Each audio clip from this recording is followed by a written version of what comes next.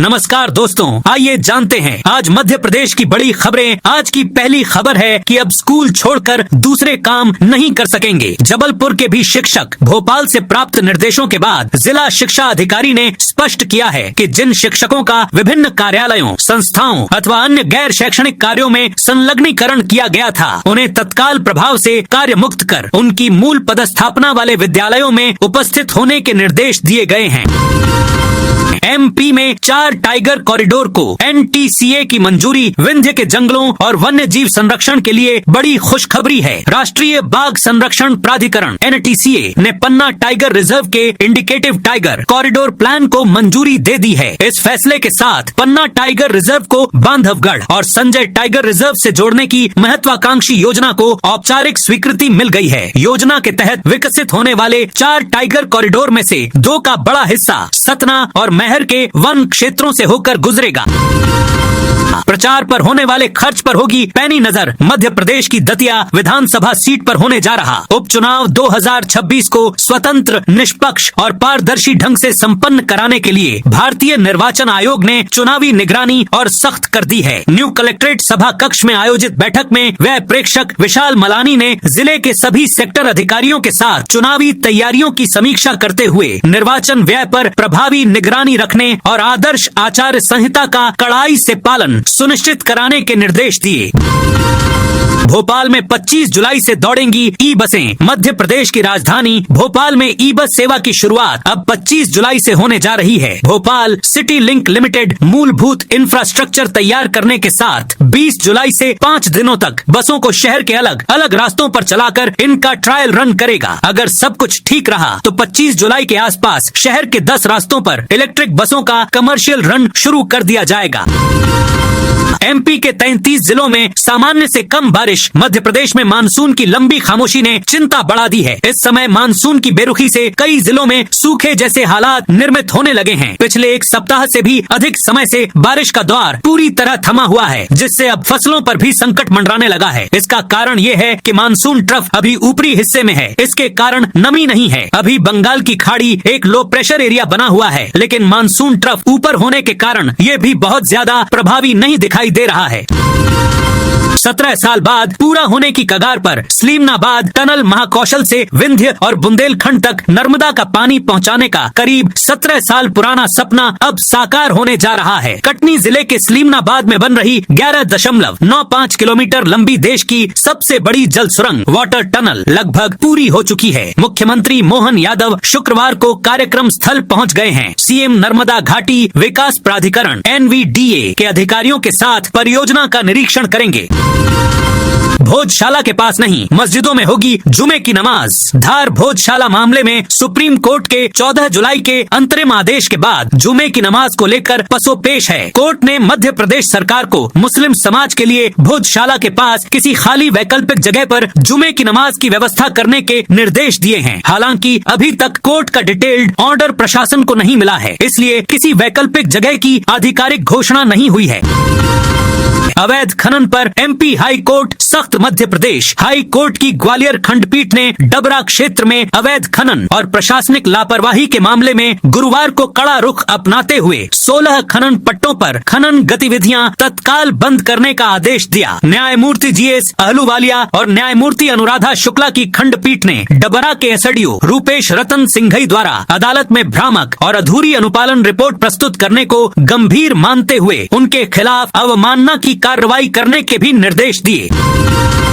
दतिया में भाजपा कांग्रेस का घमासान तेज। दतिया उपचुनाव का सियासी रण जीतने के लिए भाजपा ने पूरी ताकत झोंक दी है। शुक्रवार से राजनीतिक दलों में घमासान और तेज हो जाएगा, क्योंकि बड़े नेताओं की नियुक्तियां कर उन्हें जिम्मेदारी दे दी है। आज से दतिया में डेरा डालेंगे।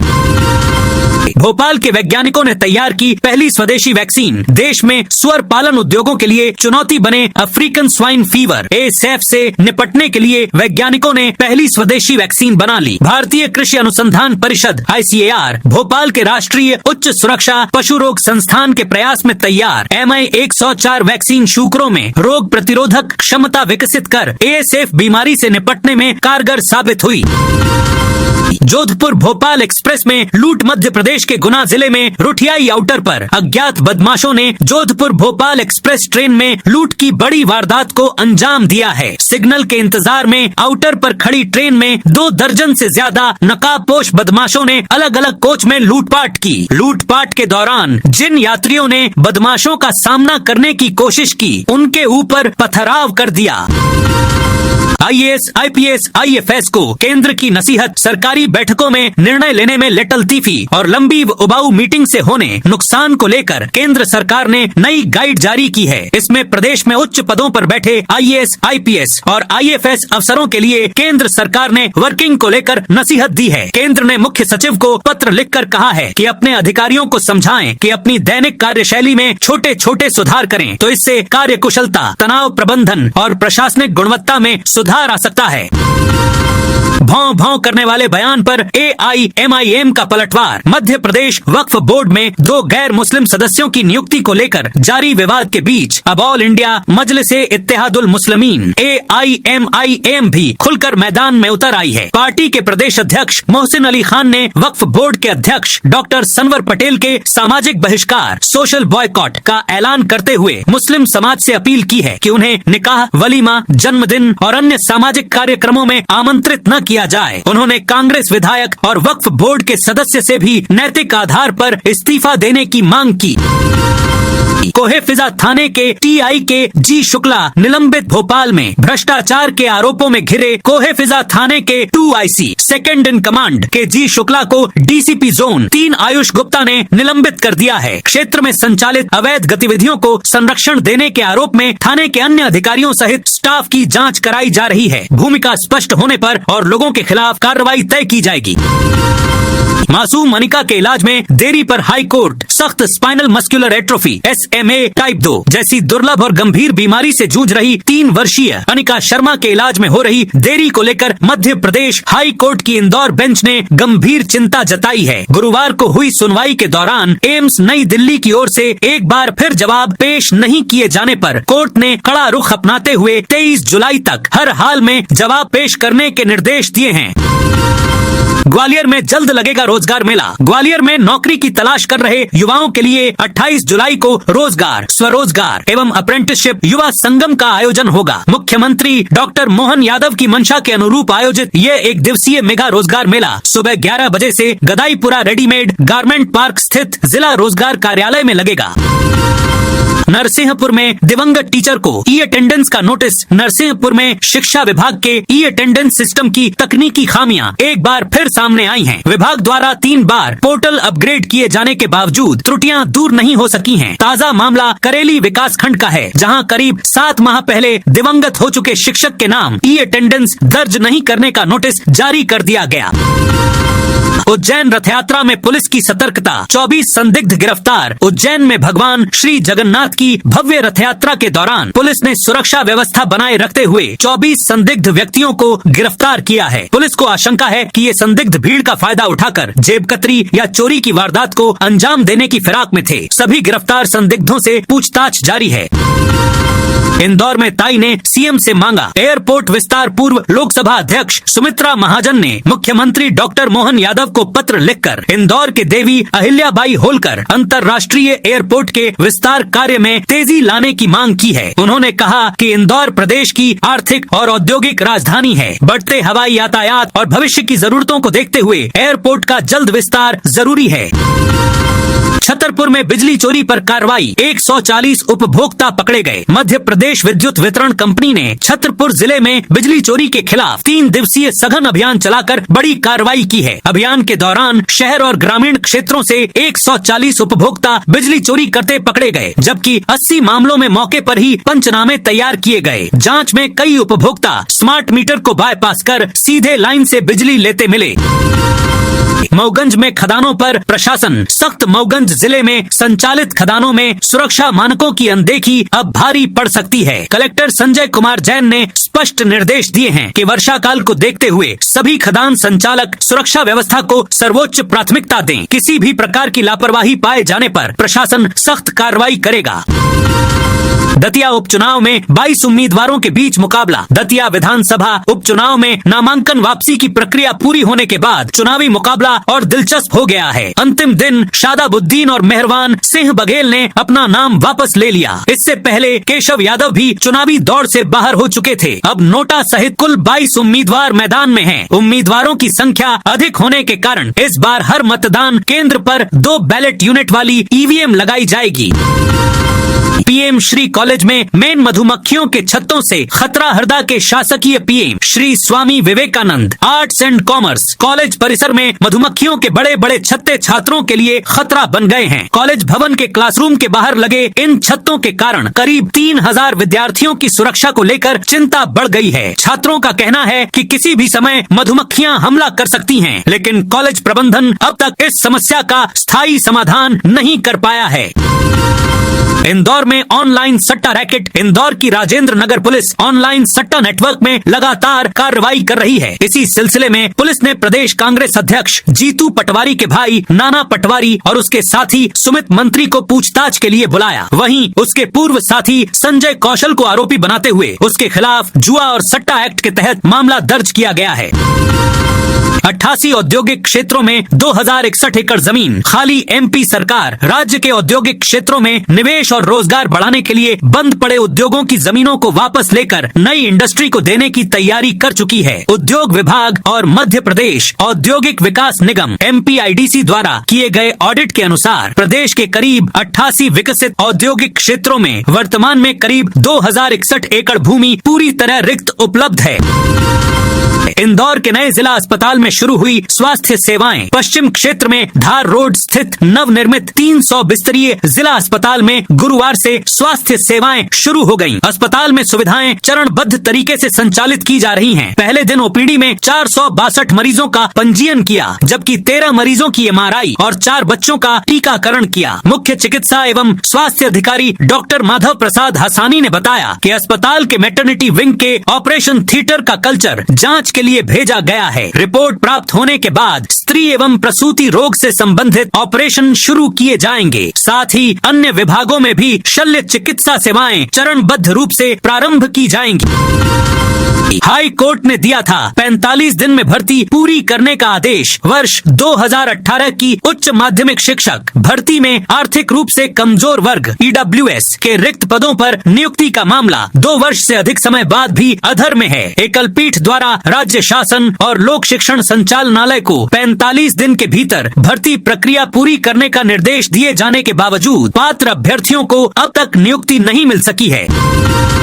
4 arrow bridge, laptop work station और बड़ी पार्किंग से मध्य प्रदेश में खास बन गया ग्वालियर एयरपोर्ट। देश के एयरपोर्टों को लेकर जारी ग्राहक संतुष्टि सर्वे सूचकांक में चौथे स्थान पर आने वाले ग्वालियर एयरपोर्ट की कुछ खास बातों ने यह मुकाम दिलाया है। प्रदेश के एयरपोर्टी में 4 एरो ब्रिज राजधानी तक में नहीं है। इसके अलावा एयरपोर्ट पर इंतजार करने वाले नौकरी पेशा यात्रियों के लिए लैपटॉप वर्क स्टेशन से लेकर बड़ी पार्किंग और 12 चेक इन काउंटर ग्वालियर में ही हैं।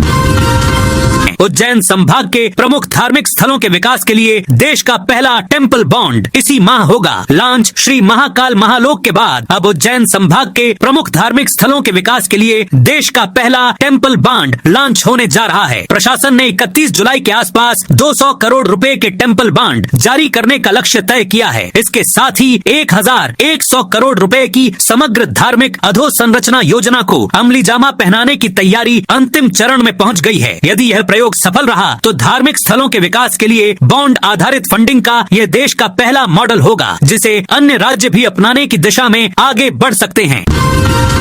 5 लाख की रिश्वत लेते दबोचा गया सरकारी कंपनी का AMD। केंद्रीय अन्वेषण ब्यूरो CBI ने सार्वजनिक क्षेत्र की company Karnataka antibiotics and pharmaceuticals limited KAPL के प्रबंध निदेशक MD अनुराग दनायक को नोएडा में 5 लाख रुपए की रिश्वत लेते रंगे हाथ पकड़ा है। आरोप है कि उसने भोपाल की की दवा वितरक फर्म से सर्विस एजेंट अनुबंध के नवीनीकरण, नए सरकारी संस्थानों के आवंटन और दवाओं की बिक्री पर मिलने वाले कमीशन में 60% हिस्सेदारी रिश्वत के रूप में मांगी थी।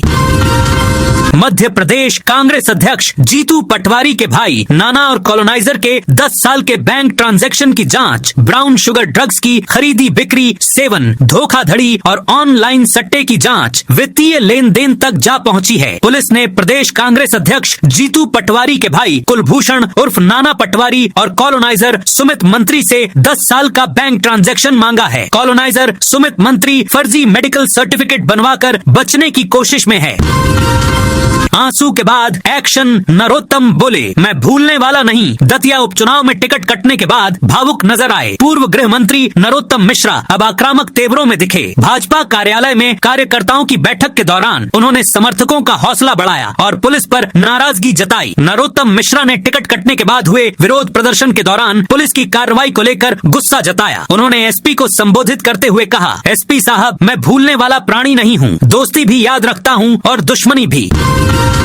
इंदौर के आराध्य की ऑल इंडिया 110वीं rank national testing agency NTA ने गुरुवार देर रात नीट यूजी 2026 का रिजल्ट जारी कर दिया। इस साल करीब 20 लाख स्टूडेंट्स परीक्षा में शामिल हुए, जिनमें से 11.21 लाख मेडिकल, डेंटल, आयुष और अन्य मेडिकल कोर्स में प्रवेश के लिए क्वालिफाई हुए हैं। मध्य प्रदेश के इंदौर के आराध्य गर्ग ने शानदार प्रदर्शन करते हुए ऑल इंडिया 110वीं रैंक हासिल की। जनरल कैटेगरी में उन्हें 85वीं रैंक मिली है।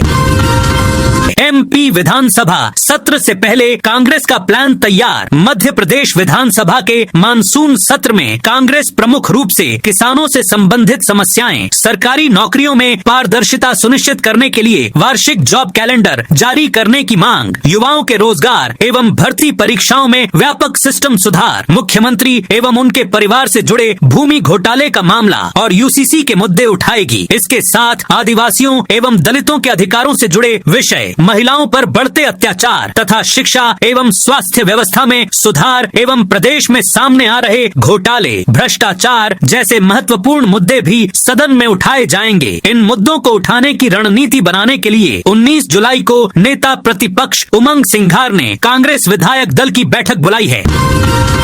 MP के यात्रियों के लिए बड़ी खुशखबरी। मध्य प्रदेश के भोपाल, इंदौर, जबलपुर, ग्वालियर, सागर, बीना, रीवा, उज्जैन या छतरपुर से शादी ब्याह, धार्मिक यात्रा या शैक्षणिक भ्रमण पर जाने वाले बड़े समूहों के लिए राहत भरी खबर है। शादी ब्याह, धार्मिक यात्राओं, शैक्षणिक भ्रमण और बड़े समूहों के पर्यटन को आसान बनाने के लिए रेलवे ने महत्वपूर्ण पहल की है। अब यात्री रेलवे खानपान एवं पर्यटन निगम IRCTC के FTR full tariff rate portal के माध्यम से पूरी ट्रेन या ट्रेन के कोच ऑनलाइन बुक करा सकेंगे। श्योपुर जिला अस्पताल में डॉक्टर से मारपीट। श्योपुर जिला अस्पताल की OPD में गुरुवार शाम मरीजों का इलाज कर रहे एक डॉक्टर से मारपीट का मामला सामने आया है। घटना के बाद कोतवाली पुलिस ने आरोपी लखन जाट निवासी राडेप के खिलाफ शासकीय कार्य में बाधा, मारपीट, जान से मारने की धमकी और मेडिकल प्रोटेक्शन एक्ट सहित कई धाराओं में केस दर्ज किया है। तो दोस्तों, ये थी आज मध्य प्रदेश की बड़ी खबरें। आप इस वीडियो को कौन से जिले से देख रहे हैं, उस जिले का नाम जरूर बताइए।